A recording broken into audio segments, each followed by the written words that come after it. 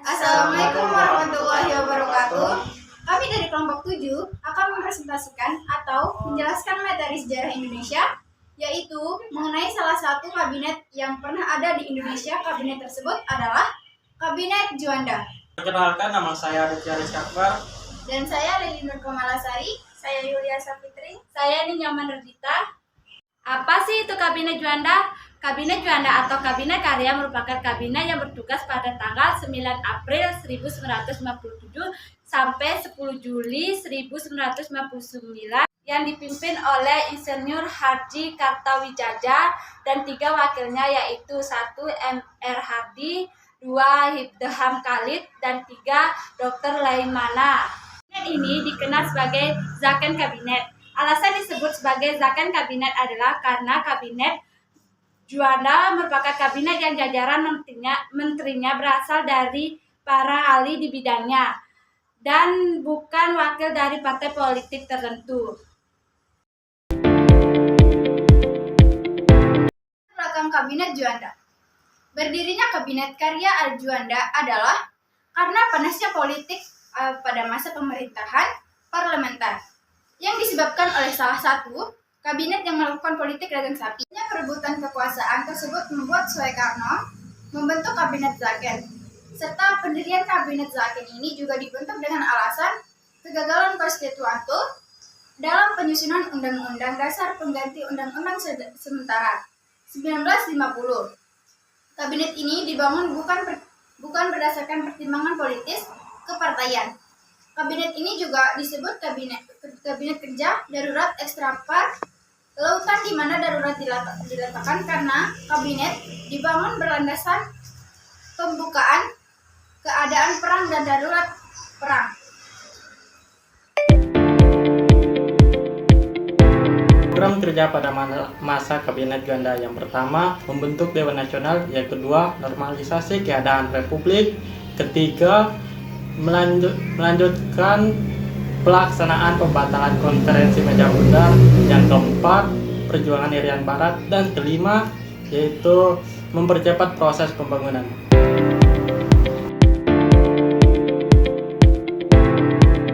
Yang terjadi pada masa Kabinet Juanda: yang pertama, perjuangan Irian Barat yang dipimpin oleh pemerintah dan digiatkan dalam aksi pembebasan Irian Barat; yang kedua, dan gerakan menyelamatkan negara Republik Indonesia pada tanggal 10 Februari 1958 dengan Hussein sebagai ketuanya; yang ketiga, pendirian Pemerintah Republik Indonesia atau PPRI tepat setelah berakhirnya masa berlaku ultimatum gerakan perjuangan menyelamatkan negara Republik Indonesia. PPRI dipimpin oleh Syafruddin Prawiranegara, mantan Presiden PDRI dan berkedudukan di Bukit Tinggi. Dan yang terakhir, perjuangan pembebasan Irian Jaya dan penyatuannya ke dalam wilayah NKRI sebenarnya telah memberi kesadaran akan perjuangan pembentukan keutuhan wilayah negara.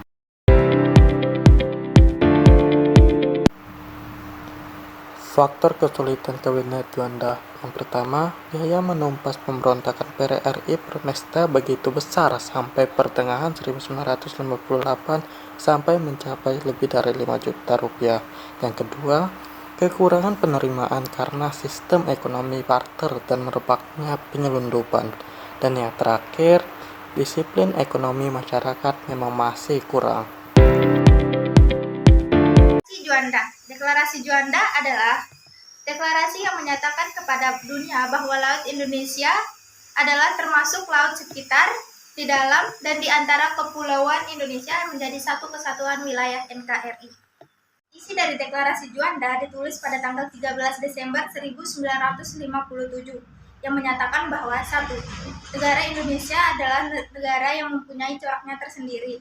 2. Bahwa sejak dahulu kala Kepulauan Nusantara ini sudah menjadi negara satu kesatuan. 3. Ketentuan Ordonansi 1939 tentang ordonansi dapat memecah belah kebutuhan wilayah Indonesia dari deklarasi tersebut.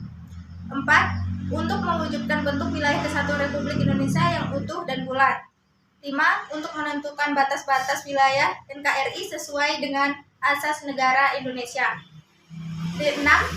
Untuk mengatur lalu lintas damai, pelayaran yang menjamin kedamaian dari keselamatan negara kesatuan Republik Indonesia.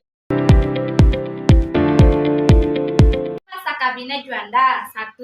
Berakhirnya masa kerja Kabinet Karya berawal dari diterimanya gagasan kembali Undang-Undang Dasar 1945 pada tanggal 19 Februari 1959 yang digelontorkan Nasution dalam konferensi Komando Daerah Militer pada bulan yang sama.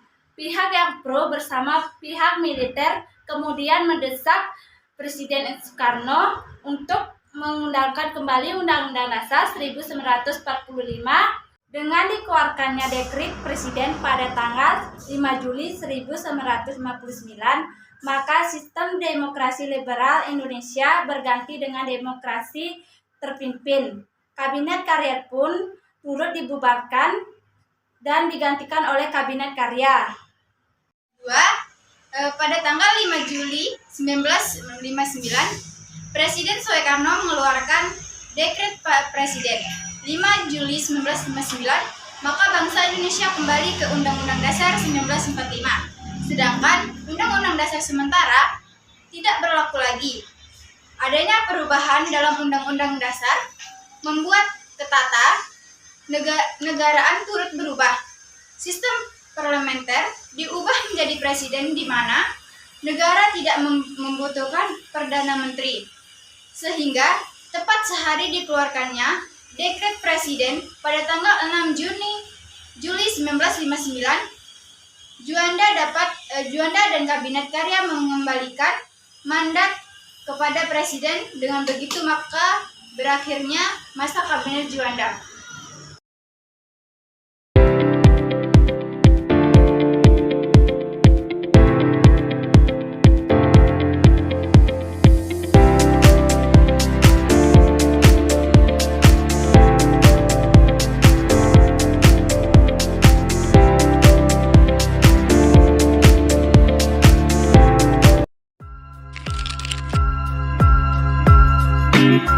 Thank you.